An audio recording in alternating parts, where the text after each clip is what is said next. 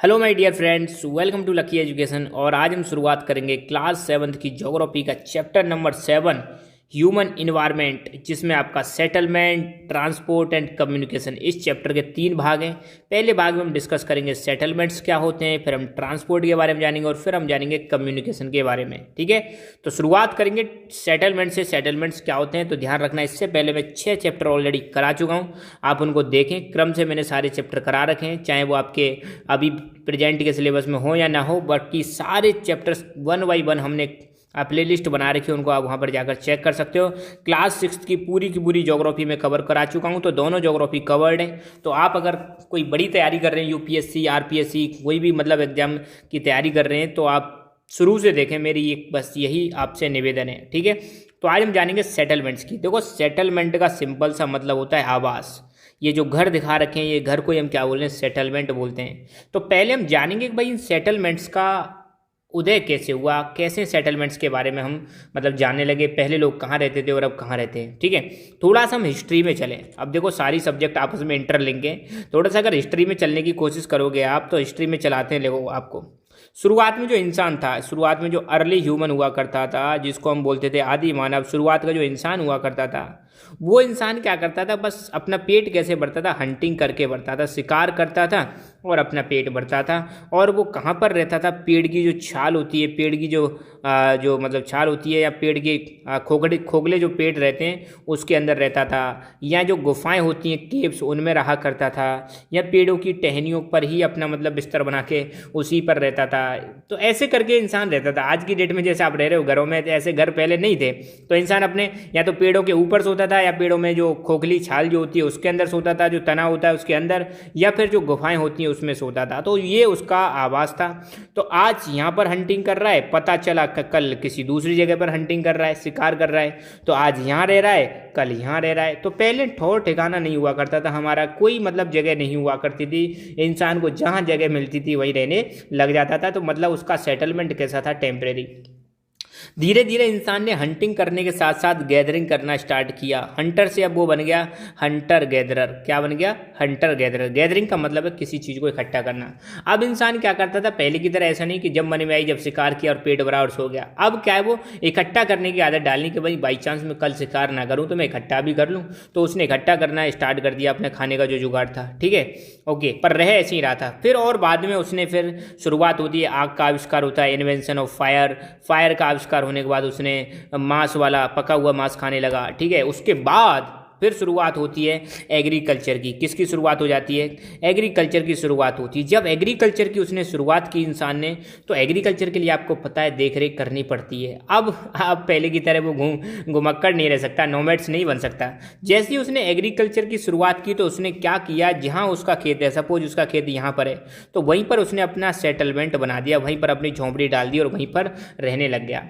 और इसी के साथ फिर उसने शुरुआत की डोमेस्टिकेशन की। किसकी शुरुआत की, डोमेस्टिकेशन की शुरुआत की। डोमेस्टिकेशन का मतलब होता है जानवरों को पालतू बनाना स्टार्ट किया। जब खेती कर रहा है तो खेती में आपको पता है कई सारे मतलब जो चारा होता है, चारा अवेलेबल रहेगा, तो फिर उसने डोमेस्टिकेट करना स्टार्ट किया, जानवरों को पालना स्टार्ट किया। सबसे पहले जैसे उसने कुत्ते को पालना स्टार्ट किया, सबसे पहले जैसे उसने बारले, जौ की फसल उगाना स्टार्ट किया। अब जब वो खेती करने लग गया तो घर बनने लग गए, घर 1 से 2 हुए, 2 से 4 हुए। तो इस प्रकार निर्माण हुआ किसका, सेटलमेंट का। अब इंसान पहले की तरह भटक नहीं रहा है, अब उसने एक जगह पर रहना स्टार्ट कर दिया। अब जब घर जो था वो कई सारे घर बने, फैमिली बनी, फिर गांव बना, फिर कस्बे बने, फिर सिविलाइजेशंस बनने लग गई। ठीक है, तो ऐसे करके सेटलमेंट का विकास हुआ। ठीक है, तो ये चीज़ आपको ध्यान रखनी है कि सेटलमेंट का मतलब क्या है। सेटलमेंट का मतलब है व्यक्ति का आवास, कहाँ पर वो रह रहा है, किस टाइप का सेटलमेंट है, वो अब देखेंगे। ठीक है, शुरुआत करते हैं। द अर्ली ह्यूमन, मैं उसी इंसान की बात कर रहा हूँ जो शुरुआत में हंटिंग करता था, इधर उधर घूमता रहता था। Being dependent entirely on nature for food, clothing and shelter. शुरुआत में जो इंसान हुआ करता था वो पूरी तरह से निर्भर रहता था किस पर, नेचर पर, प्रकृति पर निर्भर रहता था। प्रकृति से ही उसको खाना मिलता था, प्रकृति से उसको कपड़े मिलते थे, प्रकृति से उसको आवास मिलता था, जहाँ जगह मिलती थी वहाँ पे सो जाता था। ठीक है, आज भी हम डेफिनेटली इंटायरली तो नहीं, बट हम नेचर पे ही डिपेंड करते हैं। ठीक है, बाकी कई सारी चीज़ें हमने खुद बनाना स्टार्ट कर दिया है। However with the time they learn new skills to grow food, build homes, develop better means of transport and communication. जैसे जैसे समय पास होता गया वो इंसान इतना चतुर था, इतना चालाक था, उसने कई सारी चीज़ें सीख ली। भोजन उगाना, फूड उगाना सीख लिया, जैसे मतलब एग्रीकल्चर की शुरुआत कर दी, घर बनाना सीख लिया, ट्रांसपोर्ट के जैसे पहिए का आविष्कार हुआ तो ट्रांसपोर्ट के सेक्टर में उसने ग्रोथ की, और अपनी बात एक जगह से दूसरी जगह पहुंचाने के लिए कम्युनिकेशन का भी क्या किया, कम्युनिकेशन के मीन्स का डेवलपमेंट किया। In this way they modified the environment where they lived. ठीक है, इस प्रकार इंसान ने क्या किया, अपने आसपास के एनवायरनमेंट को मॉडिफाई कर दिया, मतलब चेंज कर दिया। अब देखो शुरुआत में जब इंसान आया था, जब तो ना टेलीफोन हुआ करते थे, ना आपके 4 व्हीलर्स हुआ करते थे, ना हेलीकॉप्टर्स हुआ करते थे, ना नाव हुआ करती थी, ना आज की तरह मोबाइल्स हुआ करते थे, ना कंप्यूटर हुआ करते थे। ठीक है, मगर इंसान ने धीरे धीरे with the passes of time क्या करना स्टार्ट कर दिया, अपने आसपास के एनवायरनमेंट को चेंज कर दिया, मॉडिफाई कर दिया। जैसे जैसे वो सीखता गया उसी प्रकार से उसने नए नए आविष्कार करना स्टार्ट किया, और नए नए आविष्कार से उसने नई नई टेक्नोलॉजी का ईजाद करना स्टार्ट कर दिया, कई सारी टेक्नोलॉजी बनाई। ठीक है, एक चीज़ आप ध्यान रखना, ये अपना प्यारा भारत है, भारत में यहाँ से एक नदी बहती है, इंडस रिवर जो अरेबियन सी में जाकर गिर जाती है। तो शुरुआत में इस इंडस रिवर के सहारे भारत में एक सिविलाइजेशन का डेवलपमेंट होता है, और उस सिविलाइजेशन का नाम है इंडस वैली सिविलाइजेशन। यहाँ पर जो सिविलाइजेशन आपको दिखाई देगी इसके आसपास, ये है आपकी इंडस वैली सिविलाइजेशन। इस जगह पर भारत में सबसे पहले एक सिविलाइजेशन का डेवलपमेंट हुआ था, एक संस्कृति का डेवलपमेंट हुआ था। और इस सिविलाइजेशन के 2 बहुत इंपॉर्टेंट शहर हुआ करते थे, हड़प्पा और मोहनजोदारो पे तो मूवी भी आई है, आपने शायद देखी होगी, नहीं देखी तो देखना। ठीक है, तो ये आप देख रहे हो घर बसे हुए हैं, इसी को हम क्या बोलते हैं, सेटलमेंट बोलते हैं। यहाँ पर देख सकते हो ये भी घर हैं, ये भी क्या है, सेटलमेंट का टाइप है, ये भी क्या है, सेटलमेंट का टाइप है। ओके, अब हम शुरुआत करते हैं सेटलमेंट पर। अब तक हमने इंट्रोडक्शन देखा, अब हम देखेंगे सेटलमेंट के बारे में। तो settlements are places where people build their homes. तो सेटलमेंट ऐसी जगह होती है जहाँ पर लोग अपना क्या बनाते हैं, घर बनाते हैं। तो ये सेटलमेंट हो गया। तो ये ऐसी जगह जहाँ पर लोग अपना क्या बना रहे हैं, घर बना रहे हैं, ऐसी जगह को हम क्या बोलते हैं, सेटलमेंट। और हम इसको बोल देंगे human settlement. Every human being lived on trees and in caves. आपको पता है, सॉरी एवरी नहीं, early human beings lived on trees and in caves. तो मैंने बताया था जो शुरुआत में जो इंसान हुआ करता था, आदि मानव हुआ करता था, वो शुरुआत में जो हंटर गैदर था, वो पेड़ों पर रहता था और गुफाओं में रहता था। When they started to grow crops, जैसे ही उन्होंने क्रॉप्स उगाना स्टार्ट किया, जैसे ही उन्होंने एग्रीकल्चर की शुरुआत की, it became necessary to have a permanent home.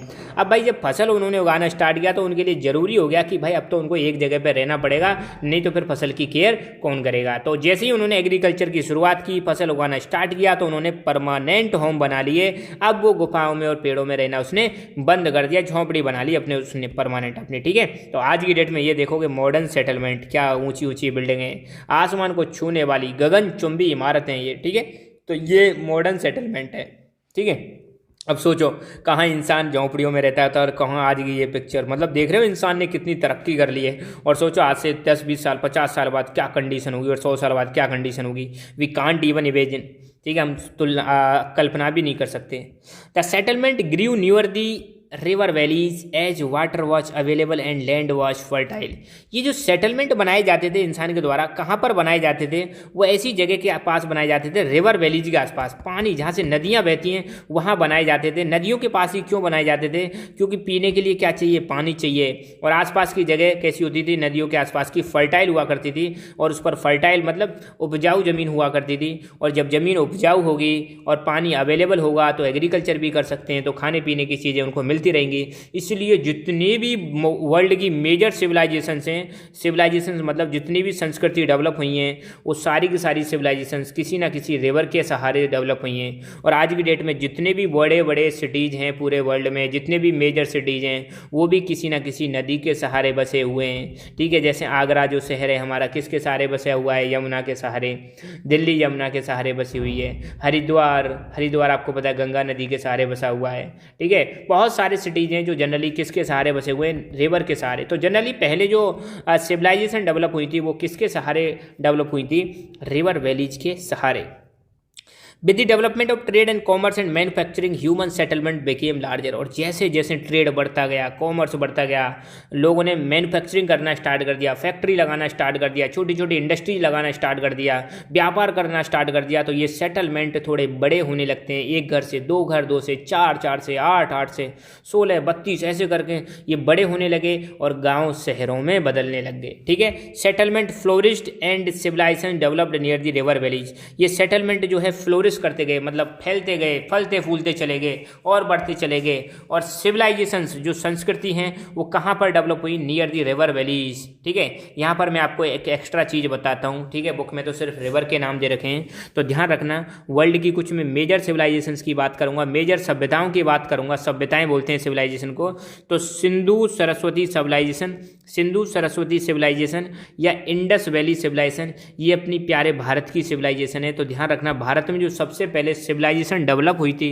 सभ्यता डेवलप हुई थी, उसका नाम है इंडस वैली सिविलाइजेशन या हड़प्पन सिविलाइजेशन या सिंधु सरस्वती सिविलाइजेशन। ठीक है, सिंधु नदी, इंडस रिवर को ही क्या बोलते हैं हिंदी में? सिंधु नदी बोलते हैं। ठीक है, मेसोपोटामियन सिविलाइजेशन, ये टाइग्रिस एंड यूफ्रेट्स दो रिवर हैं, इसके सहारे डेवलप हुई है। और इजिप्शियन सिविलाइजेशन, इजिप्ट वाली जो सिविलाइजेशन है जहाँ पे पिरामिड पाए जाते हैं, वो नाइल रिवर के सहारे डेवलप हुई है। और आपको मैं बता दूं, नाइल रिवर वर्ल्ड की लॉन्गेस्ट रिवर है, जो कि अफ्रीका कॉन्टिनेंट में फ्लो करती है, इजिप्ट से होते हुए फ्लो करती है।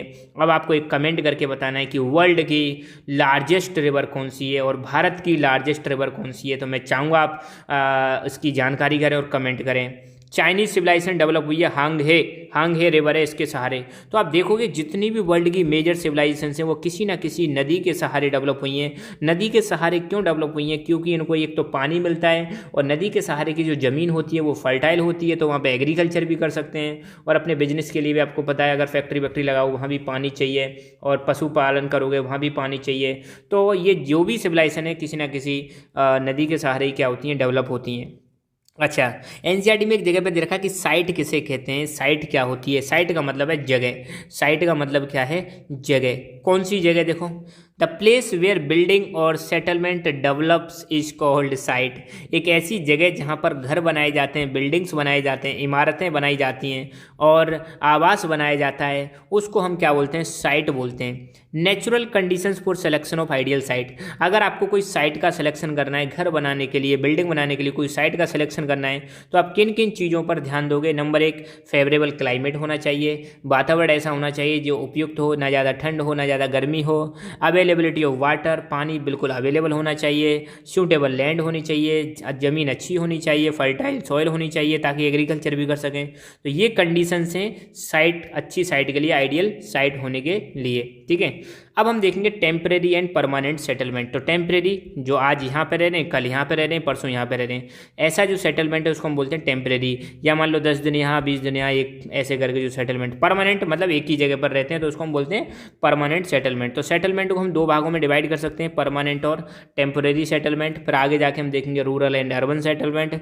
फिलहाल इन दोनों के बारे में जानते हैं। तो settlement which are occupied for a short time are called temporary settlements.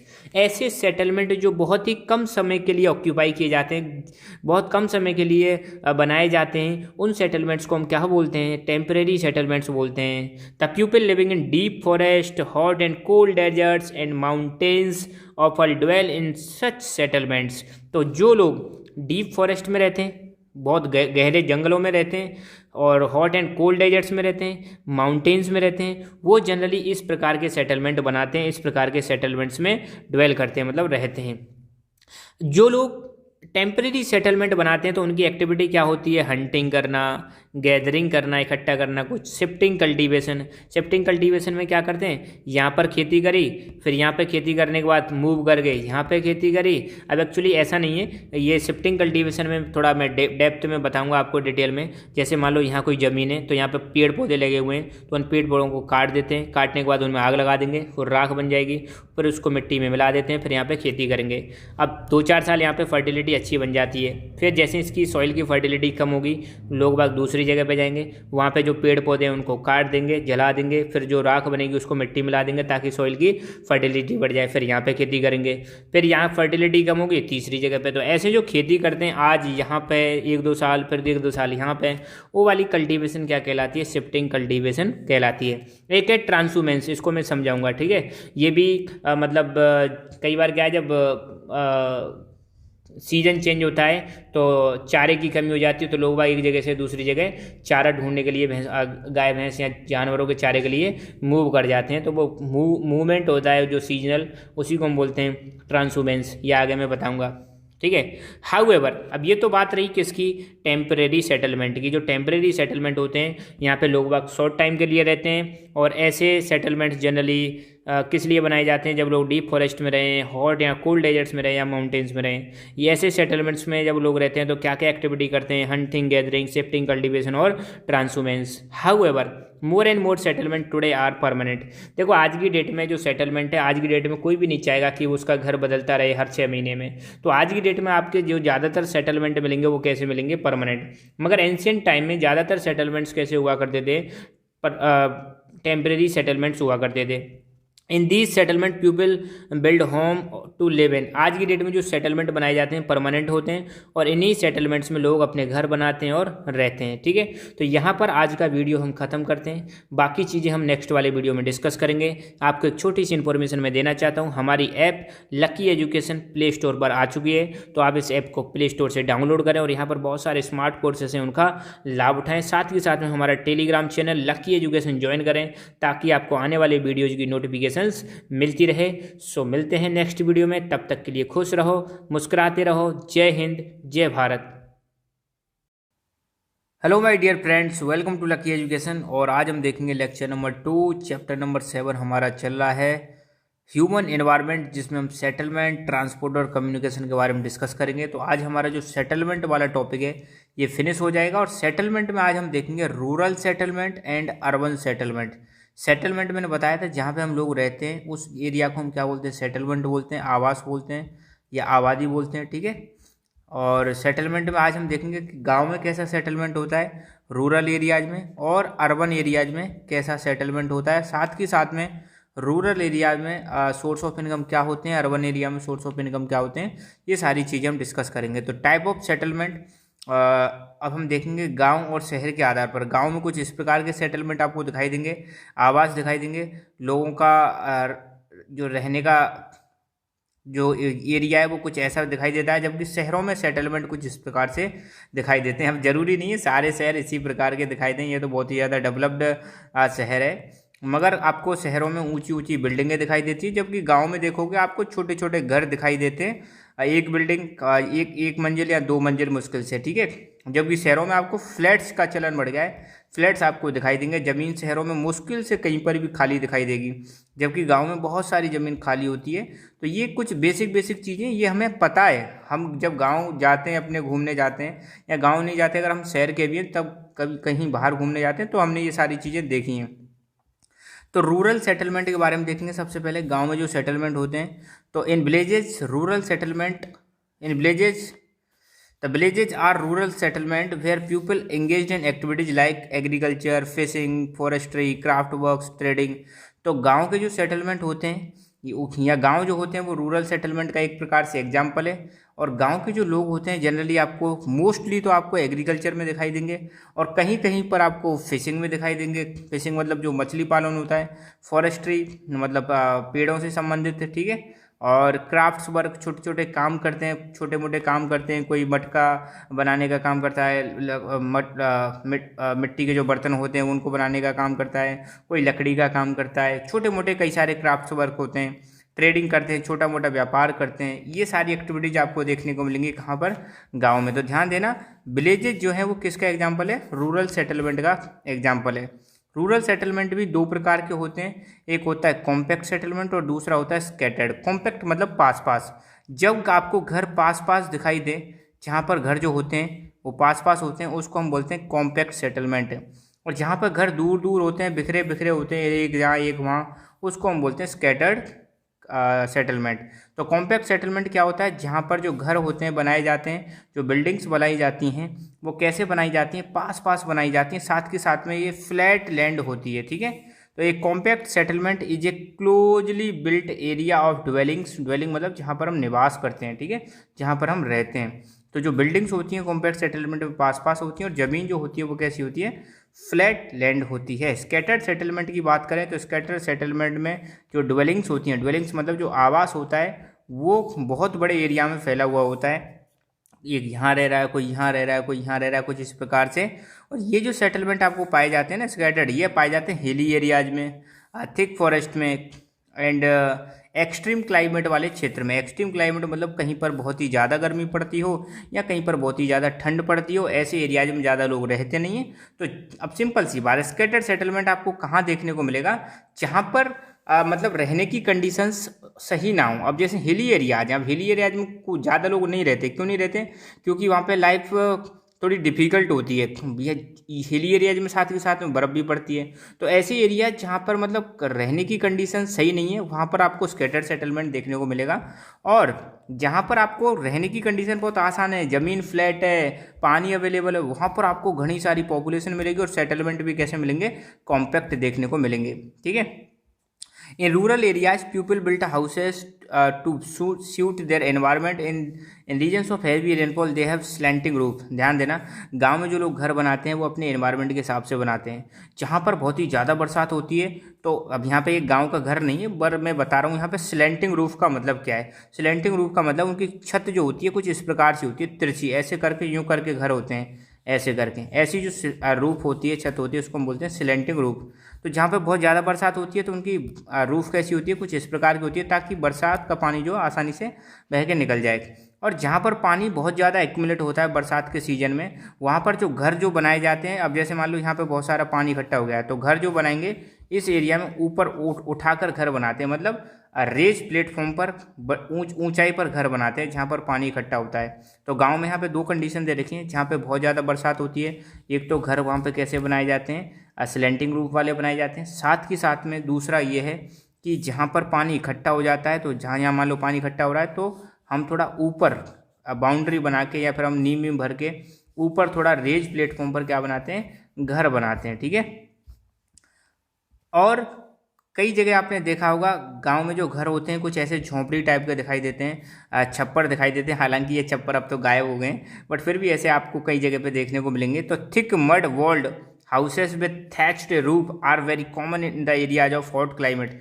जो हॉट क्लाइमेट होता है वहाँ पर आपको एक तो मड मतलब ऐसे कुछ मिट्टी के से घर दिखाई देंगे, साथ ही साथ में ऊपर छप्पर रहता है जिसको थैच बोलते हैं, झोंपड़ी बोलते हैं, छप्पर बोला जाता है। सुना है ना आपने, छप्पर फाड़ के। तो ऐसे थैच रूफ मिलती है, मतलब घास फूस की सी ये रूफ होती है, छत होती है। ये आपको हॉट क्लाइमेट में जनरली देखने को मिलेगा। लोकल मटेरियल, इनको जो बनाने के लिए लोकल मटेरियल चाहिए, स्टोन्स चाहिए, मड चाहिए, क्ले चाहिए, स्ट्रॉ चाहिए। स्ट्रॉ मतलब जो घास फूस चाहिए, ये चाहिए ताकि ये घर बनाए जा सकें। तो गांव में ऐसे घर कॉमन होते हैं, पहले बहुत ज़्यादा कॉमन हुआ करते थे, मगर आज की डेट में ये भी इनका प्रचलन कम हो गया, क्योंकि इनमें आग बहुत जल्दी लग जाती है, तो बहुत ज़्यादा नुकसान होता है। आज भी आपको गांव में कुछ इस प्रकार के जो थैच हैं, ये छप्पर हैं, ये देखने को मिलेंगे, ठीक है ना। अच्छा, एक यहाँ पे डू यू नो में एक छोटी सी चीज़ दे रखी है, ट्रांसुमेंस का मतलब क्या है। ट्रांसुमेंस में क्या होता है, ध्यान देना, जो पहाड़ी एरिया होते हैं, जो हिली एरिया होते हैं, वहाँ पर लोग क्या करते हैं, गर्मियों के दिनों में अपने पशुओं को लेकर ऊपर हिली एरियाज में, मतलब ऊपर वाले, जैसे मान लो ये हिल है तो ऊपर पहुँच जाते हैं चारा घाह पर, वहाँ पर अपने गाय जो भी उनके पशु होते हैं उनको चरने के लिए ले जाते हैं। सर्दियों का टाइम होता है तो वो कहाँ पर आ जाते हैं, वैली वाले पार्ट में आ जाते हैं, नीचे वाले एरिया में आ जाते हैं, ठीक है। तो it is a seasonal movement of people. Transhumance में लोग बाग क्या करते हैं, सीजन के हिसाब से मूव करते हैं। People near who rear animals मतलब जो जानवरों को पालते हैं, move in search of new pastures according to change in season. जैसे सीजन चेंज होता है तो पास्चर का मतलब है चारा मतलब जो चारे की जो जगह होती है उसको हम क्या बोलते हैं, पास्चर्स बोलते हैं। तो लोग वह क्या करते हैं हिली एरियाज में, जैसे जैसे सीजन चेंज होता है तो जहाँ पे चारा होता है वहाँ पर वो मूव कर जाते हैं सीजन के हिसाब से। जैसे मैंने बताया कि गर्मियों का सीजन आता है तो ये हिली एरियाज में ऊपर वाले हिस्से में चले जाते हैं अपने पशुओं को लेकर, और जब सर्दियों का सीजन आता है तो नीचे वैली वाले पार्ट में आ जाते हैं। तो ट्रांसहुमेंस एक टाइप है रियलिज्म का या नोमैडिज्म का, ये seasonal movement of live stock between fix summer and winter pastures. तो बेस्ट यहाँ पर ट्रांसह्यूमेंस में क्या करते हैं वही है, बस सिंपल सा आप ध्यान रखना। ट्रांसह्यूमेंस में जो लोग होते हैं वो अपने जानवरों को सर्दियों में तो क्या होता है अपने वैली नीचे वाले एरिया में रखते हैं, ठीक है, और जो गर्मियों में उसको ऊपर ले जाते हैं। तो सीजनली क्या होता है यहाँ पर लाइव स्टॉक मतलब जो जानवर होते हैं उनका मूवमेंट होता है। अब हम देखेंगे अर्बन सेटलमेंट के बारे में। तो गांव का सेटलमेंट हो गया फिनिश। अर्बन सेटलमेंट में ध्यान रखना, टाउन्स छोटे होते हैं, सिटीज बड़े होते हैं, ये तो आपको पता है। कस्बा, टाउन का मतलब कस्बा होता है, सिटी का मतलब शहर होता है। तो टाउन छोटे हैं, सिटी बड़े हैं अर्बन सेटलमेंट में। तो पहली बात तो ध्यान रखना, टाउन में जो सेटलमेंट होंगे वो छोटे होंगे compare to cities. Urban areas में जो लोग होते हैं वो जनरली मैन्युफैक्चरिंग में एंगेज होते हैं। शहरों में आपने देखा होगा बहुत सारी फैक्ट्रीज होती हैं और फैक्ट्रियों में अलग अलग प्रकार का सामान बनता है, मैन्युफैक्चर होता है, तो ज़्यादातर लोग वहाँ पर एंगेज होते हैं। दूसरा कुछ ट्रेडिंग में आपने देखा होगा मार्केट होते हैं, मार्केट में बहुत सारे व्यापारी रहते हैं, ट्रेडर्स रहते हैं, ट्रेडिंग करते हैं। सर्विसेज, गांव शहरों के लोग ज़्यादातर सर्विसेज में भी बिजी रहते हैं। सर्विसेज मतलब कोई बैंकिंग से कनेक्टेड है, कोई कम्युनिकेशन से रिलेटेड चीज़ों में कनेक्टेड है, कोई टीचिंग में, कोई डॉक्टरी में, ठीक है। ऐसे बहुत प्रकार की सर्विसेज दी जाती हैं, मेंटेनेंस और बहुत प्रकार की सर्विसेज होती हैं। तो ये हुआ हमारा रूरल और अर्बन सेटलमेंट, ठीक है। आई होप आपको ये क्लियर हो गया होगा और सेटलमेंट वाला टॉपिक अपना फिनिश हो गया। आगे हम बचे कुछ टॉपिक्स को कवर करेंगे। सो मिलते हैं आपसे अगले वीडियो में, तब तक के लिए खुश रहो, मुस्कुराते रहो और जय हिंद, जय Bharat. Hello my dear friends, welcome to Lucky Education. और आज हम डिस्कस करेंगे लेक्चर नंबर 3, जिसमें हम डिस्कस करने वाले हैं ट्रांसपोर्ट के बारे में।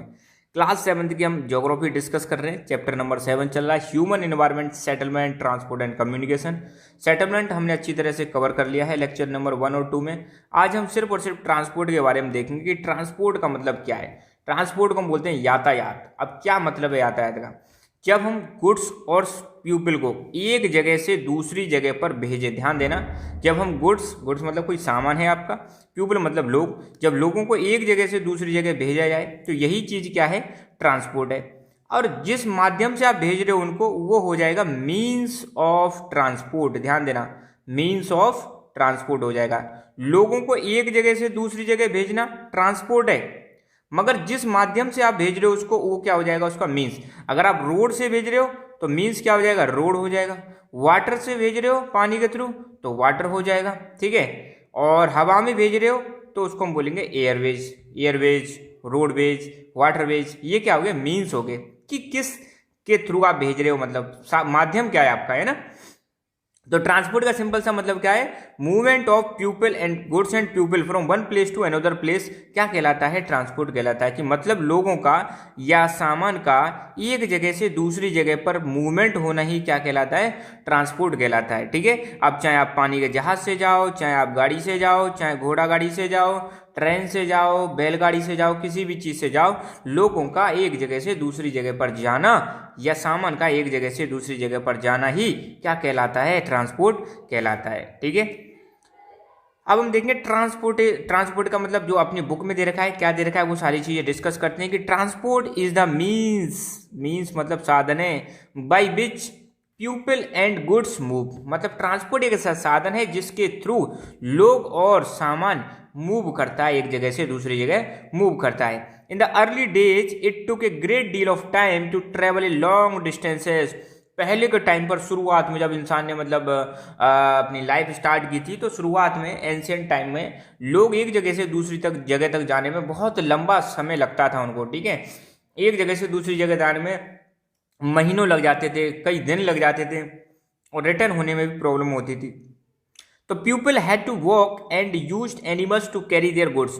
जनरली लोग पहले के टाइम पर आपने देखा होगा पैदल चलते थे और या फिर एनिमल्स को यूज करते थे सामान को ले जाने के लिए। तो पैदल चलते थे और सामान ले जाने के लिए एनिमल्स का इस्तेमाल करते थे, जैसे डोंकी हो गए और हॉर्स और आपके ऑक्स, मतलब बैलगाड़ी वेलगाड़ी, इन सभी चीज़ों का इस्तेमाल किया करते थे। Invention of wheel made transport easier. जैसे ही पहिए का आविष्कार हुआ, ट्रांसपोर्टेशन क्या हो गया, आसान हो गया, बहुत ही आसान हो गया। तो पहले के टाइम पे लोग यहाँ तो जनरली पैदल चलते थे, वो कुछ जानवरों का डायरेक्टली जानवरों का इस्तेमाल करते थे। गाड़ी वाड़ी तो खैर बाद में ही, जैसे पहिए का आविष्कार हुआ तो गाड़ी वाड़ी बनने लग गई, बैलगाड़ी, घोड़ा गाड़ी, जो भी गाड़ी है सब बाद में बनने लगती है। तो पहले के टाइम पे तो लोग पैदल चलते थे और जानवरों को इस्तेमाल करते थे उस पर सामान लादने के लिए, ठीक है। बाद में पहिए का आविष्कार होता है, पहिए का आविष्कार होते ही बहुत सारी चीज़ों का भी डेवलपमेंट होने लगता है, ठीक है। यहाँ पे देख सकते हो कि कैसे इस गधे पर मतलब लोग जा रहे हैं, सामान को लेके जा रहे हैं, और पहले जनरली पैदल चलते ही थे। यहाँ पर आप देख सकते हो ये खच्चर दे रखे, म्यूल, इस पर सामान लाद के ले जाया जा रहा है। और ये कैमल्स का इस्तेमाल, कैमल आज भी इन चीज़ों का इस्तेमाल किया जाता है। आज भी आप डेजर्ट देखोगे, थार डेजर्ट में जो राजस्थान का जो डेजर्ट है उसका नाम है थार डेजर्ट। थार डेजर्ट में आपको ये ऊँट दिखाई देगा जिसको हम रेगिस्तान का जहाज बोलते हैं, शिप ऑफ डेजर्ट, ठीक है। और ये देखो बैलगाड़ी है, ये बैलगाड़ी बहुत ही ज़्यादा अभी भी रूरल एरियाज में इसका इस्तेमाल किया जाता है। कई जगह पर गांव के एरियाज में सामान को एक जगह से दूसरी जगह ढोने में इस्तेमाल किया जाता है। यहाँ पर आप देखो बुग्गी है ये, यहाँ पे जो लग रहे हैं ये भैंसा है, भैंसा गाड़ी है ये, ठीक है। तो इसका भी इस्तेमाल गांव में बहुत ज़्यादा किया जाता है आज की डेट में भी।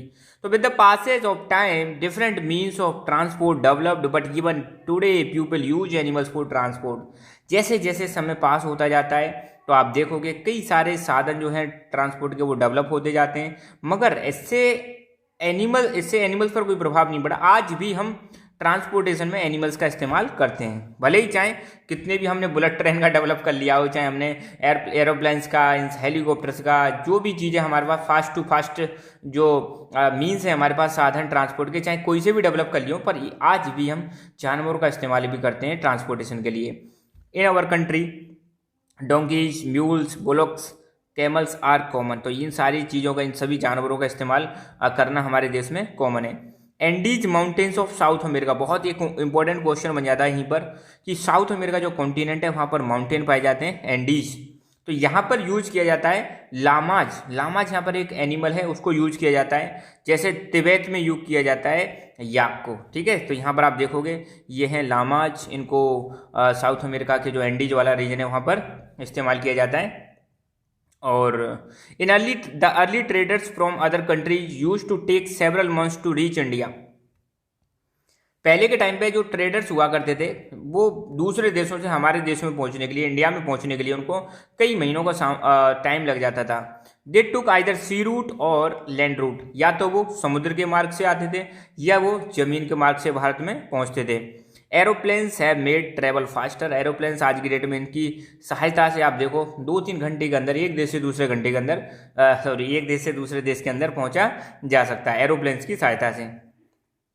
Now it takes only 6 to 8 hours to travel from India to Europe. सोचो पहले के टाइम पे अगर यूरोप से इंडिया आना होता तो 2-2, 3-3 महीने लग जाते थे यहाँ पर पहुंचने में। अब देखो एरोप्लेन्स की वजह से अब क्या है, अब मात्र 6 से 8 घंटे के भीतर आप इंडिया से यूरोप पहुंच सकते हो। मॉडर्न मीन्स ऑफ ट्रांसपोर्ट दस सेव टाइम एंड एनर्जी। तो आज की डेट में जो हमारे ट्रांसपोर्ट के जो मॉडर्न मीन्स हैं उसने हमें समय भी बच रही है उससे और हमारी एनर्जी भी बच रही है, ठीक है। फ्यूल का भी कंजप्शन होता है, एनर्जी का भी कंजप्शन होता है, टाइम का भी कंजप्शन होता है और मनी का भी सेविंग होता है। इन सब चीज़ों का फायदा हो रहा है। तो मॉडर्न मीन्स ऑफ ट्रांसपोर्ट से समय, एनर्जी, सभी चीज़ों की बचत हो रही है। मॉडर्न मीन्स कौन कौन से? Roadways, railways, waterways, Airways. तो रोड के थ्रू अगर आप जा रहे हो तो ये रोडवेज, रेल के थ्रू आप जा रहे हो रेलवेज, पानी के थ्रू आप एक जगह से दूसरी जगह जा रहे हो एयरवेज, और हवा में जा रहे हो तो आप एयरवेज। तो ये मॉडर्न मीन्स ऑफ ट्रांसपोर्ट है। एक एक करके इन सबको हम डिस्कस करेंगे आने वाले लेक्चर्स में। तो बस आज के लिए इतना ही। Thank you so much. Keep learning, keep enjoying and God bless you all.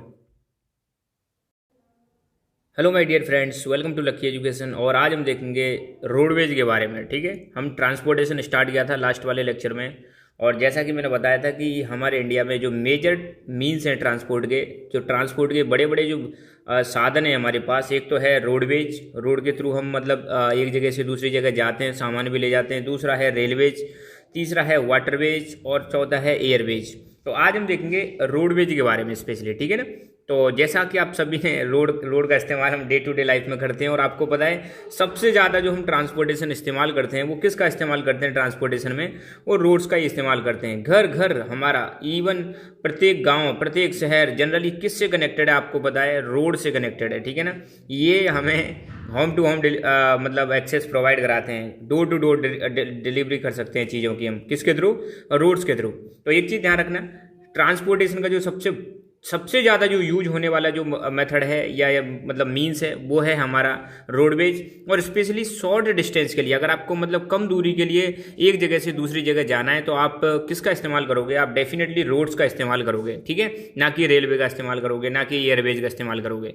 तो कम दूरी के लिए जो सबसे बेस्ट, सबसे अच्छा जो तरीका है जाने आने का, वो है रोड्स, ठीक है। तो सबसे फास्टेस्ट मीन्स, अगर आपको तुरंत पहुंचना है, फास्टेस्ट मीन्स है शॉर्ट डिस्टेंस के लिए, तो वो रोडवेज को माना जाता है। और आपको पता है रोड हमारे दो प्रकार के होते हैं, एक तो होते हैं मेटल्ड और दूसरे होते हैं अनमेटल्ड। मेटल मतलब पक्के रोड, और अनमेटल्ड का मतलब है कच्चे रोड। यहाँ पर आप देखो, ये है आपका पक्का रोड, मेटल्ड रोड, और ये है कच्चे रोड। जनरली आपने विलेज एरियाज में कुछ ऐसे रोड आपने देखे होंगे, पगडंडी बोलते हैं, रास्ते बोलते हैं, छोटे छोटे से कच्चे रास्ते होते हैं ये रोड। और ये है जो आपके यहाँ पे दिखा रखे हैं, ये है आपके मेटल रोड, ठीक है ना।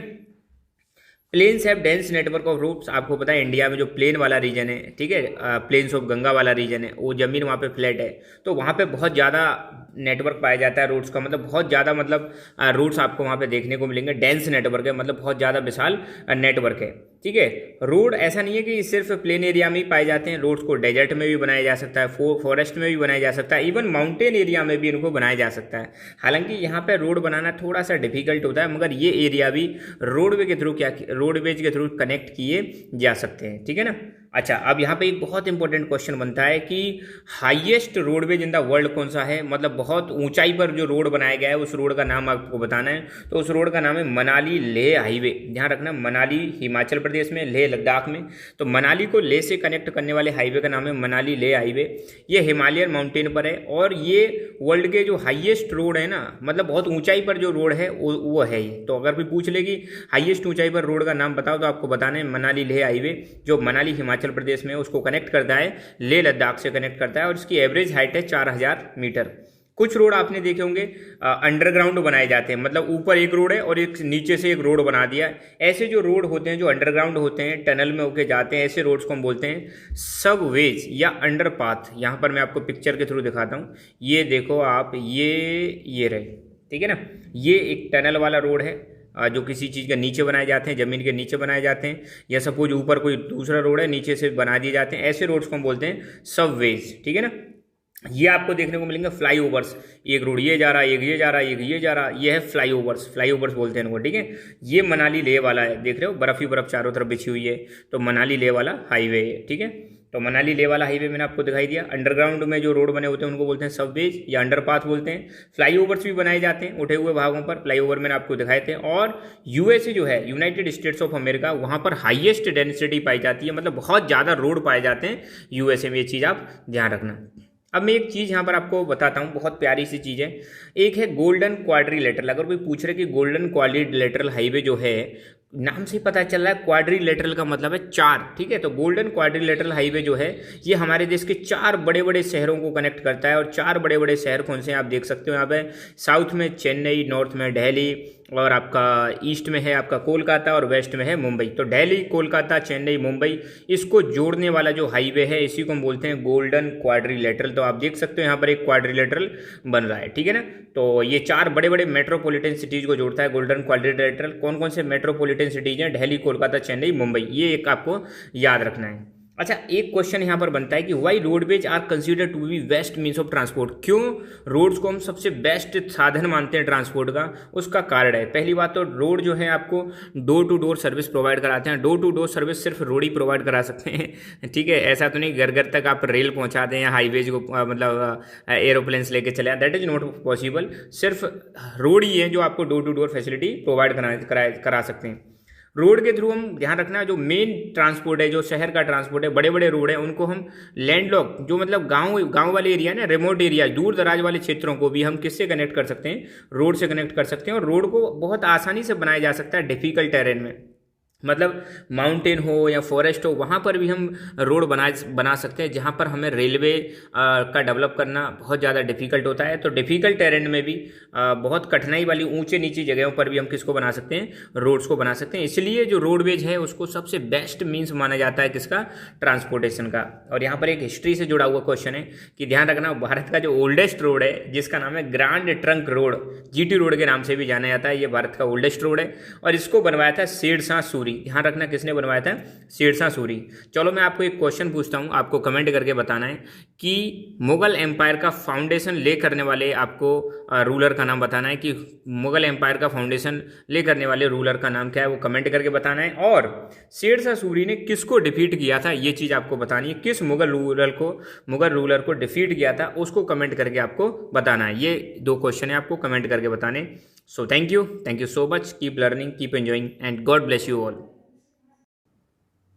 Hello my dear friends, welcome to Lucky Education. और आज हम स्टार्ट करेंगे रेलवेज के बारे में। और ये हमारा चल रहा है चैप्टर नंबर 7, क्लास 7 की ज्योग्राफी एनसीईआरटी हम कवर कर रहे हैं। ट्रांसपोर्टेशन के बारे में हम पढ़ रहे हैं।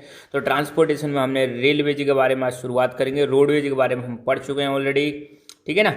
तो रेलवेज के बारे में आप ध्यान रखना, पहले तो मीन्स ऑफ ट्रांसपोर्ट आपको पता होनी चाहिए, कितने मीन्स हैं ट्रांसपोर्ट के, कितने साधन हैं, कितने प्रकार से हम जा सकते हैं एक जगह से दूसरी जगह। तो हम रोड के थ्रू जा सकते हैं, हम रेल के थ्रू जा सकते हैं, पानी के थ्रू जा सकते हैं और हवा के थ्रू भी जा सकते हैं। तो ऐसे ही करके हमने ट्रांसपोर्टेशन का क्लासिफिकेशन किया है। तो रोडवेज के बारे में ऑलरेडी बता चुका हूँ, आज हम रेलवेज पर फोकस करेंगे। आई होप आप सब लोग जनरली एक बार तो अपनी लाइफ में जरूर रेल में बैठे होंगे, ट्रेन आपने देखी होगी, तो उसी रेलवे के बारे में देख लूँगा। और ये रेलवे स्टेशन पर आपने सीन देखा होगा, जो बड़े बड़े जो जंक्शन होते हैं वहाँ पर लाइन लगा के ऐसे ट्रेन खड़ी रहती हैं, जंक्शन बने रहते हैं, ठीक है ना।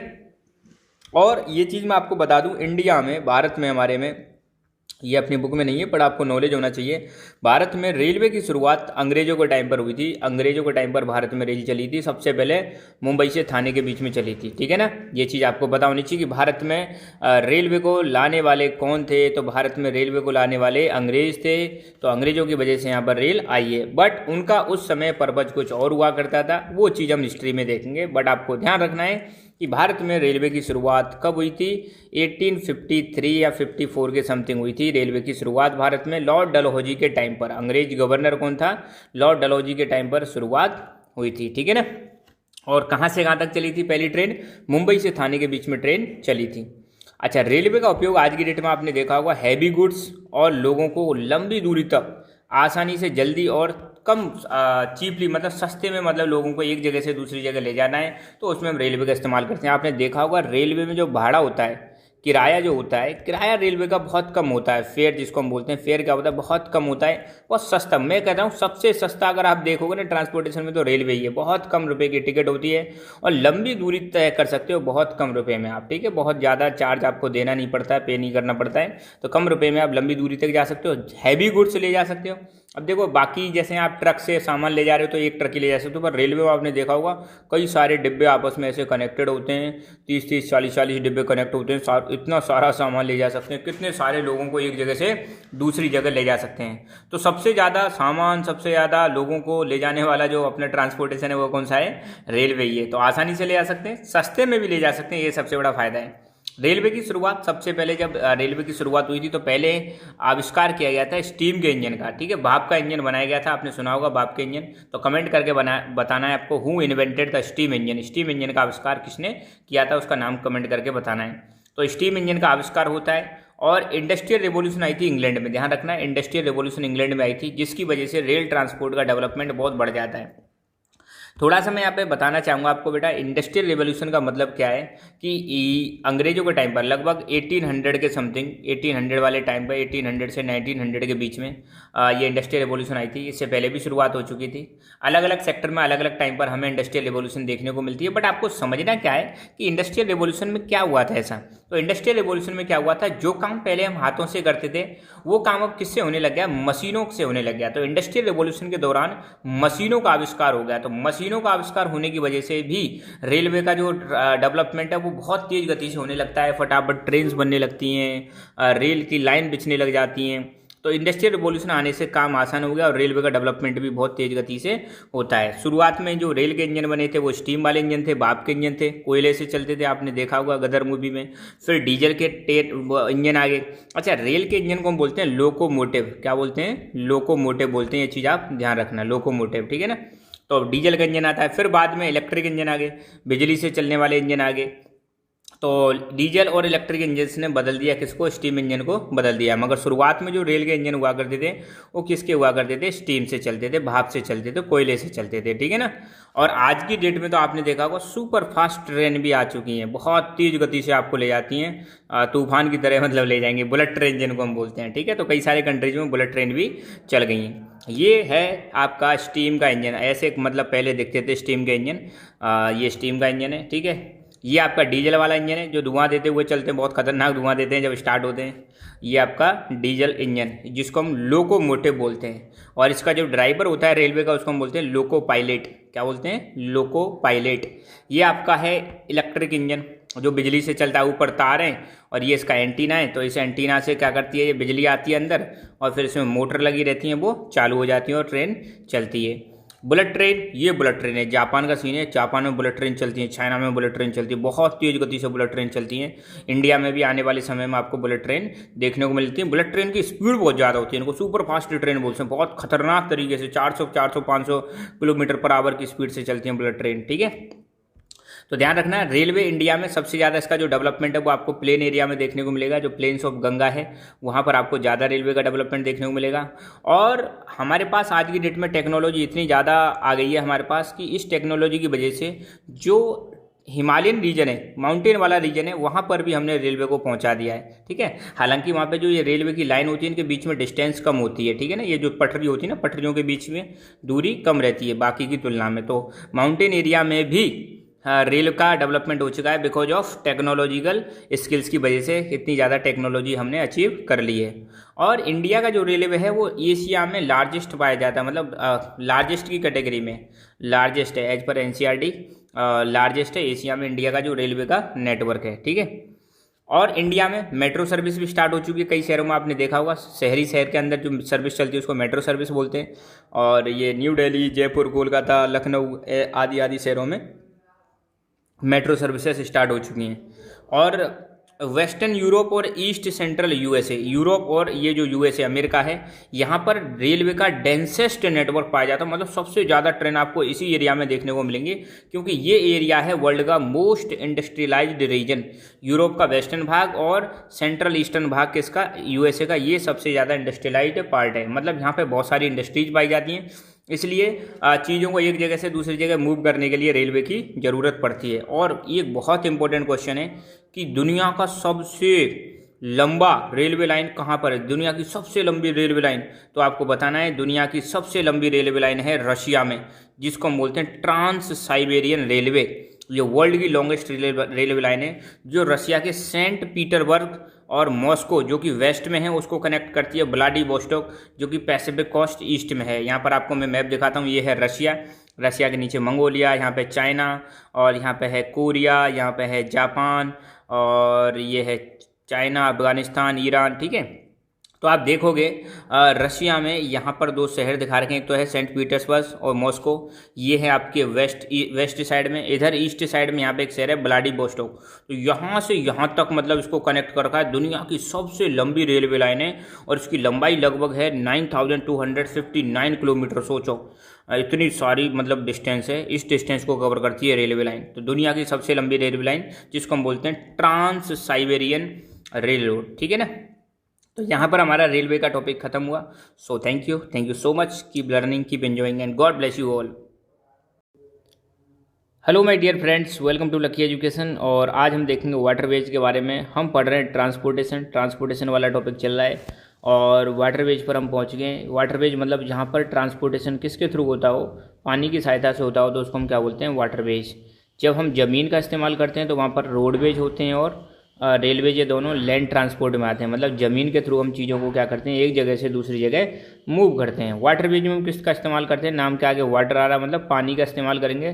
पानी चाहे वो रिवर हो या फिर ओशियन हो या कैनाल हो, उन सब चीज़ों का हम क्या करते हैं, इस्तेमाल करते हैं चीज़ों को एक जगह से दूसरी जगह भेजने के लिए। और एयरवेज में हम किसका इस्तेमाल करेंगे, हवा वाले रूट का इस्तेमाल करते हैं। तो वाटरवेज जल परिवहन के नाम से भी जानते हैं। तो यहाँ पर पानी के बड़े बड़े जहाज होते हैं, ये आप देख सकते हो कितने बड़े बड़े कंटेनर को लेके जाते हैं। यही कंटेनर आपको बताओ तो रेलवे में आपने देखे होंगे, रेल से कनेक्ट होकर एक जगह से दूसरी जगह जाते हैं, तो बहुत सारे कंटेनर को भर के ले जाते हैं ये पानी के बड़े बड़े जहाज, ठीक है ना।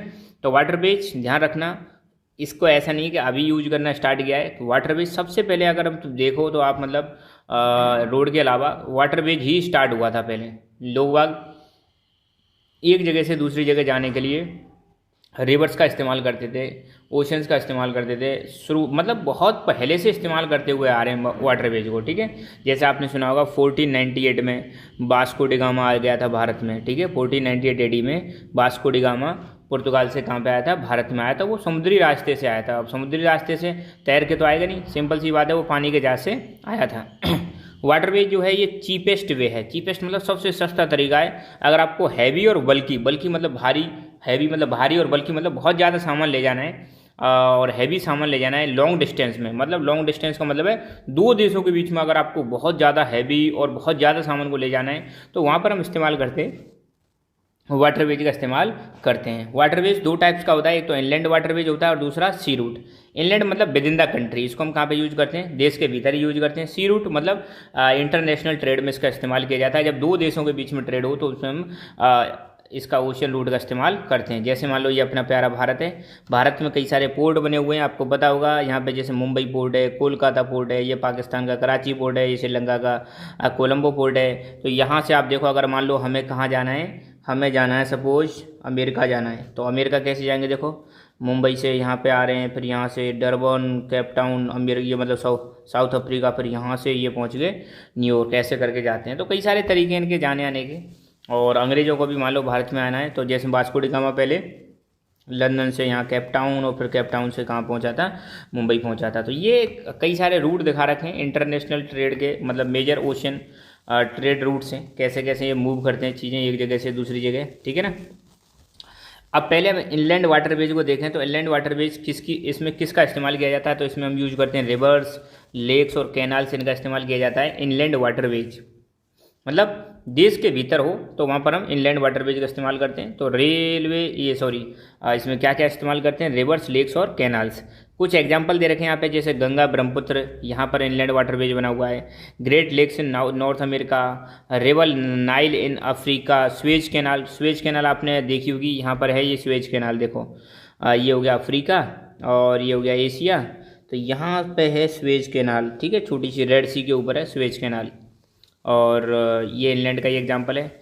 सी देखें या ओशनिक रूट के देखें, तो सी और ओशनिक रूट का इस्तेमाल जब हम करते हैं, जब सामान को एक कंट्री से दूसरे कंट्री में भेजते हैं, तो इसके लिए हम पोर्ट्स का इस्तेमाल करते हैं। हर देश में क्या होते हैं, अपने अपने इंपॉर्टेंट पोर्ट्स बने हुए होते हैं। जैसे मान लो ये कोई कंट्री है, तो यहाँ पर इसके क्या हैं, पोर्ट्स बने हुए हैं। मतलब ये पोर्ट है, ये आप देख पा रहे हो कितना बड़ा पोर्ट है। यहाँ पर ये, हाँ, व्हीकल्स, ट्रक कैसे दिख रहे हैं, छोटे छोटे ट्रक दिख रहे हैं। और यहाँ पर ये कंटेनर भरे जा रहे हैं, ये कंटेनर लोड किया जा रहा है। तो ये जो एरिया है ना, ये पूरा ये पोर्ट है भाई, ठीक है। किसी कंट्री का एक पोर्ट हो सकता है जिसको हम बंदरगाह बोलते हैं, ठीक है।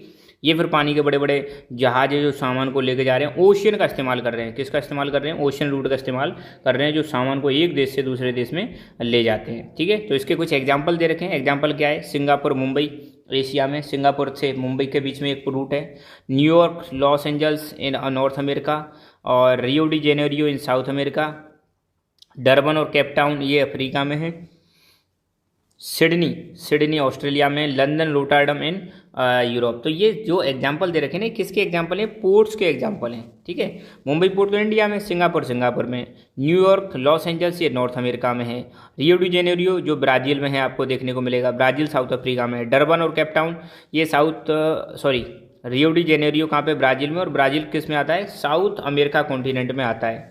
डरबन, केप टाउन ये आपको पता है साउथ अफ्रीका के हैं और ये अफ्रीका में आता है। सिडनी ऑस्ट्रेलिया में पोर्ट है। लंदन और रोटरडम ये यूरोप में आते हैं, ठीक है ना। तो ये पोर्ट्स हो गए, और यहाँ पर हमारा ये वाटरवेज भी फिनिश हुआ जो अपनी क्लास 7th में दे रखा है। So thank you so much, keep learning, keep enjoying, and God bless you all. Hello my dear friends, welcome to Lucky Education. और आज हम देखेंगे एयरवेज के बारे में। हम पढ़ रहे हैं ट्रांसपोर्टेशन, चैप्टर नंबर अपना 7 चल रहा है, क्लास 7 ज्योग्राफी एनसीईआरटी का, जिसमें हम ट्रांसपोर्टेशन डिस्कस कर रहे हैं। और मीन्स ऑफ ट्रांसपोर्ट में हमने डिस्कस कर लिया रोडवेज, रेलवेज और वाटरवेज भी डिस्कस कर लिया। लास्ट बचा है हमारा एयरवेज। ठीक है, ऐसा ट्रांसपोर्टेशन जिसमें हम रूट कौन सा इस्तेमाल करते हैं, एयर वाला रूट इस्तेमाल करते हैं। और डेफिनेटली एयरवेज किसकी मदद से हो पाता है, ये एरोप्लेन्स की वजह से, हेलीकॉप्टर्स, इन सारी चीज़ों की वजह से हो पाता है। ठीक है ना। तो एयरवेज में हवा में क्या उड़ते हैं, हवाई जहाज़ उड़ते हैं। तो हवाई जहाज़, प्लेन्स की सहायता से हम क्या करते हैं, एक जगह से दूसरी जगह जाते हैं। यहाँ पर ये जो ट्रांसपोर्टेशन है, आप अगर देखोगे लंबी दूरी, आपको सपोज इंडिया से अगर यूएसए जाना है तो इससे जा सकते हो, बहुत जल्दी जा सकते हो। मतलब आप कह सकते हो जितने भी ट्रांसपोर्ट के मीडियम में, इसमें सबसे ज़्यादा जो फास्टेस्ट मोड है, सबसे जो तेज गति से आप एक जगह से दूसरी जगह जाने वाला जो ट्रांसपोर्ट है वो है एयरवेज।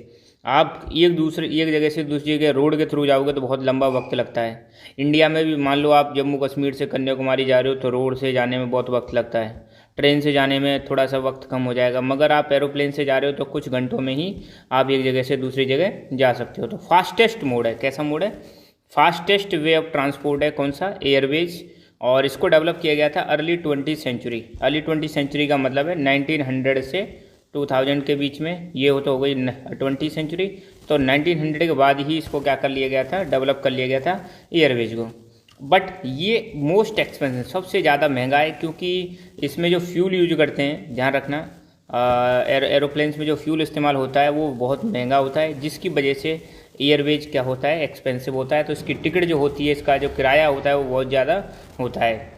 और अगर मान लो मौसम ख़राब है, वेदर कंडीशन कैसी है, बहुत ज़्यादा ख़राब है, जैसे फॉग या स्टॉर्म ऐसी सिचुएशन है, तो ऐसे में एयर ट्रैफिक जो है वो अफेक्ट होता है। मतलब ऐसे में ये जो एरोप्लेन हैं उड़ते नहीं हैं। अगर मौसम साफ़ है तो ये बढ़िया चलता है, ये समझिए, ये मौसम ख़राब हो जाता है तो ये फ़्लाइट्स जो हैं ये डिले हो जाती हैं, या हो सकता है कैंसिल भी करनी पड़ जाएँ। अच्छा, ये एकमात्र ऐसा साधन है। देखो कई बार क्या होता है, जैसे मान लो हिमालय वाला रीजन है, इंडिया में हिमालयन रीजन, माउंटेन वाला जो रीजन है, या कुछ जगह ऐसी होती है जहाँ पे ना तो रोड जाता है और ना ही रेलवे जाती है। ऐसी जगह पर पहुँचना है, या रिमोट एरिया में पहुँचना है, थर्ड डेजर्ट वाले एरिया में पहुँचना है, या बहुत लंबी दूरी पर पहुँचना है, तो वहाँ पर हमारे पास जो सक्सेसफुल ट्रांसपोर्टेशन है वो एयरवेज ही है। हालांकि वहाँ पे एरोप्लेन तो नहीं जाएगा, मगर हेलीकॉप्टर की मदद से हम कहीं भी जा सकते हैं, किसी भी जगह पर जा सकते हैं। कई बार तो बाढ़ आ जाती है, तो बाढ़ के टाइम पर आपने देखा होगा रोड भी ख़राब हो जाते हैं, रेलवे भी अफेक्ट हो जाती है, सारी चीज़ें रुक जाती हैं। तो उस समय सबसे बेस्ट और एफिशिएंट जो मोड है वो है एयरवेज। ठीक है ना। तो हेलीकॉप्टर जो है वो बहुत ही ज़्यादा एक्सट्रीमली यूजफुल होते हैं। कहाँ पर, ऐसे एरियाज में जहाँ पर आपको ना तो रोड जा रहा है ना ही रेलवे जा रही है, तो जहाँ पर पहुँचना बड़ा डिफ़िकल्ट है, उन एरियाज में हेलीकॉप्टर की सहायता से हम जा सकते हैं। और स्पेशली कैलेमिटी के टाइम पर, कैलेमिटी का मतलब है प्राकृतिक आपदाएँ जैसे आ जाती हैं, फ्लड हो गया, ठीक है, फ्लड के अलावा अर्थक्वेक हो गया, ऐसे टाइम पर लोगों को बचाना है, रेस्क्यू करना है, फूड डिस्ट्रीब्यूट करना है, वाटर डिस्ट्रीब्यूट करना है, कपड़े, मेडिसिन, ये सारी चीज़ें डिस्ट्रीब्यूट करनी है। तो ऐसे समय पर जो सबसे ज़्यादा कारगर अपना मोड है वो है एयरवेज। ठीक है। तो इस समय हम इस्तेमाल करते हैं हेलीकॉप्टर्स। प्लस मिलिट्री एरियाज में भी आपने देखा होगा, मिलिट्री भी बहुत सारे हेलीकॉप्टर का इस्तेमाल करती है। तो ये बहुत इंपॉर्टेंट है एयरवेज। ठीक है ना। और इसलिए हमारी एक अलग से फोर्स भी है जिसका नाम है एयर फोर्स। तो उसमें भी यही होता है, मतलब जो फोर्स होती है वो एयर में पेट्रोलिंग करती रहती है, हवा में पेट्रोलिंग करती रहती है, देश की बाउंड्री को प्रोटेक्ट करती है। इवन युद्ध के टाइम पर भी ये बहुत ज़्यादा हमारी क्या करते हैं, मदद करते हैं। ठीक है ना। तो ये हो गया हमारा एयरवेज। और कुछ इंपॉर्टेंट एयरपोर्ट्स के यहाँ पे नाम दे रखे हैं, जैसे न्यू दिल्ली इंडिया में है, मुंबई इंडिया में है, न्यूयॉर्क यूएसए में है, लंदन यूनाइटेड किंगडम में है, Paris France, Frankfurt Germany, Cairo ये इजिप्ट में है। ये इंपॉर्टेंट एयरपोर्ट्स हैं वर्ल्ड के। ठीक है। ये चीज़ कुछ बुक में दे रखी है, डू यू नो में, ये मैं बता चुका हूँ आपको कि जो ट्रांस साइबेरियन रेलवे है ये लॉन्गेस्ट रेलवे सिस्टम है, मतलब सबसे लंबा रेलवे सिस्टम है, जो कनेक्ट करता है Saint Petersburg in western Russia को Vladivostok on the Pacific coast. ये रशिया में सबसे लंबा रेलवे रूट है, इवन वर्ल्ड का भी, और रशिया का तो है ही डेफिनेटली। फिर एक ट्रेन चलती है जिनिंग टू ल्हासा, ये 4000 मीटर की ऊंचाई पर चलती है अब, और ये इसका हाईएस्ट पॉइंट कितना है 5072, मतलब एवरेज तो कितना लगभग 4000 मीटर, और इसमें हाईएस्ट पॉइंट कितना है इसका ट्रेन का, मतलब कितनी ऊंचाई पर चलती है, 5072 मीटर। और कुछ जानकारी और दे रखी है इसके बारे में, हालांकि मैं बता चुका हूँ आपको। ये गोल्डन क्वाड्रिलेटरल के बारे में। गोल्डन क्वाड्रिलेटरल 4 बड़े बड़े शहरों को कनेक्ट करता है, दिल्ली, मुंबई, चेन्नई और कोलकाता को कनेक्ट करता है। भारत देश में कई सारे नेशनल और स्टेट हाईवे हैं, और इसमें जो लेटेस्ट डेवलपमेंट है वो है एक्सप्रेस वेज। आज की डेट में एक्सप्रेस वेज बनाए जा रहे हैं, जहाँ पर काफ़ी तेज़ स्पीड से एक जगह से दूसरी जगह जा सकते हैं। तो यहाँ पर हमारा ये टॉपिक है ट्रांसपोर्टेशन वाला, वो कम्प्लीटली फिनिश होता है। So thank you so much, keep learning, keep enjoying and God bless you all. Hello my dear friends, welcome to Lucky Education. और आज हम देखेंगे चैप्टर नंबर 7 क्लास 7 की ज्योग्राफी, इसका लास्ट लेक्चर, जिसमें हम डील करने वाले हैं कम्युनिकेशन के बारे में। ठीक है, तो कम्युनिकेशन क्या होता है ये देखेंगे, और कम्युनिकेशन के कौन कौन से साधन हैं उसके बारे में हम जानेंगे। आई होप आपने ये वर्ड कई बार सुना होगा आज से पहले। कम्युनिकेशन का मतलब है अपनी बात को एक व्यक्ति से दूसरे व्यक्ति तक पहुंचाना, या अपनी बात को किसी दूसरे तक पहुंचाना क्या कहलाता है, कम्युनिकेशन कहलाता है। जैसे मान लो मैं आपको पढ़ा रहा हूं, तो मैं भी क्या कर रहा हूं, अपनी बात को, अपनी नॉलेज को, अपने आइडियाज़ को, अपने विचारों को आप तक पहुंचा रहा हूं। तो ये किसके थ्रू हो पा रहा है, ये काम किसके थ्रू हो पा रहा है, ये काम हो पा रहा है इंटरनेट के थ्रू प्लस मोबाइल के थ्रू। अगर सोचो हमारे पास ये इंटरनेट और मोबाइल नहीं होता तो मैं अपनी बातें या अपना नॉलेज जो है आप तक नहीं पहुंचा पाता। तो किसी व्यक्ति के द्वारा, ध्यान रखना कम्युनिकेशन क्या है, कम्युनिकेशन बहुत आसान है। एक व्यक्ति से दूसरे व्यक्ति तक या दूसरे व्यक्ति से तीसरे व्यक्ति तक किसी इन्फॉर्मेशन का, किसी मैसेज का या किसी आइडिया का ट्रांसफ़र होना ही क्या कहलाता है, कम्युनिकेशन कहलाता है। बहुत आसान है कम्युनिकेशन। ठीक है, और जिस माध्यम से आप अपनी चीज़ों को एक जगह से दूसरी जगह तक पहुंचा रहे हो, जिस माध्यम से आप अपने विचारों को, अपने आइडियाज़ को, अपने मैसेजेज को एक व्यक्ति से दूसरे तक पहुंचा रहे हो, उस मीडियम को ही हम क्या बोलते हैं, मीन्स ऑफ कम्युनिकेशन, कम्युनिकेशन के साधन। ठीक है ना, तो कम्युनिकेशन क्या हो गया, तो डेफिनेशन कोई पूछे कि व्हाट इज कम्युनिकेशन, तो आप ये डेफिनेशन लिख देना, it is the process of sending messages and ideas from one person to another person. मतलब एक व्यक्ति से दूसरे व्यक्ति तक अपने मैसेजेज और आइडिया को पहुंचाना ही क्या कहलाता है, कम्युनिकेशन कहलाता है। तो ये एक प्रोसेस हो गया कन्वेइंग मैसेज टू अदर्स, मतलब मैसेज को दूसरों तक पहुंचाने का जो प्रोसेस है, इसी को हम बोलते हैं कम्युनिकेशन। और जैसे जैसे हमारे टेक्नोलॉजी का डेवलपमेंट होता जा रहा है, जैसे जैसे टेक्नोलॉजी ग्रो करती जा रही है, तो आप देखोगे आज की डेट में नए नए मीन्स ऑफ कम्युनिकेशन आ गए, बहुत फास्ट हो गए कम्युनिकेशन के माध्यम। पहले इन्फॉर्मेशन को एक जगह से दूसरी जगह पहुंचने में बहुत वक्त लगता था, बड़ा लंबा समय लगता था, मगर आज की डेट में आप कहीं भी बैठे हो, विद इन ए सेकेंड, एक सेकंड के अंदर आप अपना मैसेज दुनिया के किसी भी कोने में भेज सकते हो। अब इतना ज़्यादा हमने क्या कर लिए, ग्रोथ कर लिया। आज की डेट में आपको कम्युनिकेशन के बहुत सारे मीन्स मिलेंगे, जैसे computer, radio, telephone, newspapers, mobile phone, cell phone, letter, television, बातें की है। ठीक है, और मैगजीन, लैपटॉप, ये सारे मीन्स हैं किसके, कम्युनिकेशन के। तो कम्युनिकेशन ध्यान रखना, जैसे जैसे हम कम्युनिकेशन के फील्ड में एडवांस होते जा रहे हैं, और इसकी वजह से क्या हो रहा है, पूरे विश्व में एक रेवोल्यूशन आई है, जिसको हम बोलेंगे इन्फॉर्मेशन रेवोल्यूशन। पहले आपको पता है मैसेज हम कैसे भेजते थे, शहरों में ड्रम ब्रम बजा के या आग जला के सिग्नल देते थे कि हाँ भाई यहाँ पे आ जाओ, या टेलीग्राफ के माध्यम से, या घोड़े पर किसी को भेजते थे, या फिर पक्षियों के माध्यम से, कबूतर के माध्यम से मैसेज एक जगह से दूसरी जगह भेजते थे।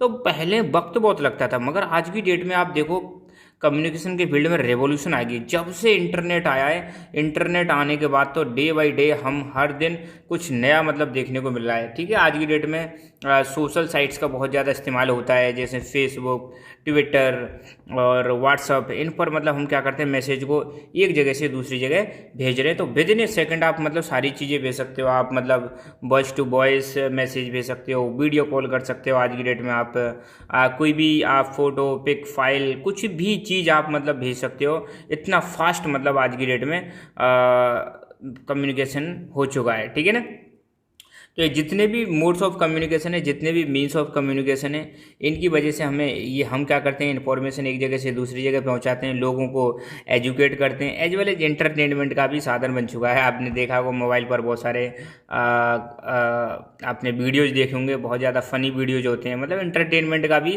ये साधन है कम्युनिकेशन। ठीक है, और पुराने टाइम पर हम क्या क्या यूज करते थे, मैं बता ही चुका हूँ, ह्यूमंस का भी इस्तेमाल करते थे, बर्ड्स, ड्रम्स, इन सारी चीज़ों का इस्तेमाल करते थे मैसेज को एक जगह से दूसरी जगह पहुंचाने के लिए।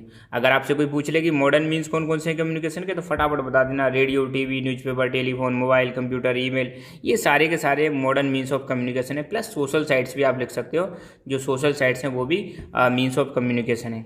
एक होता है मास मीडिया। देखो, मास का मतलब होता है पब्लिक, तो ऐसा मीडिया जो पब्लिक तक पहुंचे, मतलब ज़्यादा लोगों तक पहुंचे, उसको हम क्या बोलते हैं, मास मीडिया। तो ध्यान रखना, न्यूज़पेपर्स आपने देखा होगा, घर घर में जनरली न्यूज़पेपर जाते हैं, शहरी एरिया है स्पेशली, और गांव में भी आज की डेट में न्यूज़पेपर्स आपको देखने को मिलेंगे। तो न्यूज़पेपर, बहुत बड़ी पॉपुलेशन न्यूज़पेपर पढ़ती है, बहुत सारे लोग रेडियो सुनते हैं, बहुत सारे लोग टीवी देखते हैं। तो ये ऐसे मीडियम से, ध्यान देना, न्यूज़पेपर, रेडियो और टेलीविज़न, ये ऐसी चीज़ें जो बहुत सारे लोगों में क्या करते हैं, कम्युनिकेशन करते हैं। तो ऐसे मीडियम्स को हम बोलते हैं मास मीडिया। तो मास मीडिया एक ऐसा मीडियम है, ऐसा मीडिया है जिसके थ्रू इन्फॉर्मेशन जो है बहुत सारे लोगों तक पहुंचाई जाती है, तो उसको हम क्या बोलते हैं, मास मीडिया। तो मास मीडिया में सारी चीज़ें आ जाएंगी, internet, television, newspapers, radio, magazines. तो ये किसका पार्ट है, मास मीडिया का ही पार्ट है। इंटरनेट के बारे में ध्यान दें, तो इंटरनेट में ध्यान रखना, आज की डेट में इंटरनेट की सहायता से हम ईमेल भेज सकते हैं। जैसे आपने देखी होगी, जीमेल पर हमारी आईडी होती है, याहू पर हमारी आईडी होती है, ऐसे ही करके। तो जीमेल सबसे ज़्यादा सुना होगा। तो जीमेल मतलब इंटरनेट के थ्रू जो मेल भेजा गया था उसको हम ईमेल बोलते हैं। तो ईमेल भेज सकते हैं, मतलब ईमेल में हम मैसेज भेज सकते हैं, अपने फ़ोटोज़ भेज सकते हैं, इवन वीडियोज़ भी भेज सकते हैं। और वायरलेस टेलीफोनिक कम्युनिकेशन हो गया है आज की डेट में। आपने देखा होगा, जो फ़ोन होते हैं वो वायरलेस हैं, वायर की ज़रूरत नहीं पड़ती है। पहले वायर वाले टेलीफोन आया करते थे, वायरलेस आ चुके हैं, मोबाइल आ चुके हैं, ठीक है। और इंटरनेट की सहायता से हमें इन्फॉर्मेशन तो मिलती है पूरे विश्व की, और हम मतलब एक दूसरे से बातचीत भी कर पाते हैं। इंटरनेट की सहायता से हमारी लाइफ बहुत आसान हो गई है। लाइफ आसान कैसे हो गई है, आपको देखो, स्टडी करने में बहुत ज़्यादा हेल्प मिलती है। आप घर बैठे अपनी स्टडी कर सकते हो। इवन ड्यूरिंग कोरोना पेंडेमिक, इस समय भी आप मतलब अपनी घर पर बैठ के पढ़ाई कर पा रहे हो। या फिर मतलब इंटरनेट की सहायता से आप मतलब कुछ भी चीज़, जैसे आपको मार्केट से कोई चीज़ परचेज करनी है, अमेजोन और फ्लिपकार्ट, वहाँ से आप ऑनलाइन परचेजिंग कर सकते हो, न्यूज़ पढ़ सकते हो, इंटरटेन कर सकते हो, तरह तरह के गेम्स देख सकते हो, वीडियोज़ देख सकते हो, मूवीज़ देख सकते हो। तो हमारी लाइफ अगर देखी जाए तो बहुत ज़्यादा आसान हो गई है हमारी इंटरनेट की सहायता से, ठीक है। बहुत सारे काम आप घर बैठे बैठे कर सकते हो। इवन रेलवे की टिकट्स रिजर्व करा सकते हो, एयरवेज की, हवाई जहाज़ की टिकट करा सकते हो, सिनेमा, होटल्स, घर बैठे बैठे इनको आप क्या कर सकते हो, बुक कर सकते हो। तो इसकी वजह से हमारी जो आपस में इंटरकनेक्टिविटी है लोगों के बीच में, वो बढ़ी है, सर्विसेज बढ़ी है, इंस्टीट्यूशंस के बीच में इंटरकनेक्टिविटी बढ़ी है। तो पूरा विश्व आज की डेट में ऐसा लगता है एक ग्लोबल सोसाइटी बन चुका है। पूरे विश्व में आप घर बैठे, आप कहीं मतलब आप इंडिया में बैठे विश्व के किसी भी कोने में आपका अगर कोई मित्र है या कोई भी लोग है, तो उससे यहाँ से बैठे बैठे क्या कर सकते हो, कम्युनिकेट कर सकते हो।